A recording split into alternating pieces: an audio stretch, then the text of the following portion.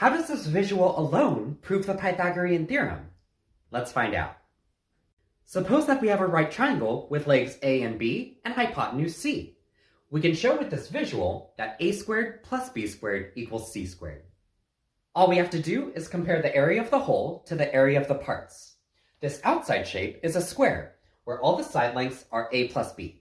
So the area of the whole is a plus b quantity squared. Now let's talk about the area of the parts. Inside, I see 4 right triangles and a square. Now the area of each of these triangles is half base times height.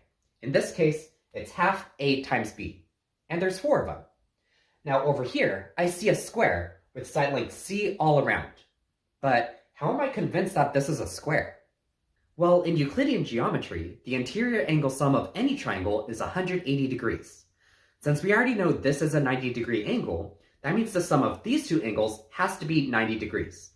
And we see that we have a straight angle everywhere over here, and we have the sum of these two other angles that add up to 90 degrees, forcing this other angle to be a 90-degree angle.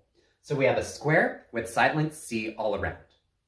So now that it's confirmed that this shape is a square, we know its area is c squared. So when we distribute, subtract 2ab from both sides, we get that a squared plus b squared equals c squared, which is exactly what we wanted to show. Now, if you want another way of showing this, here it is.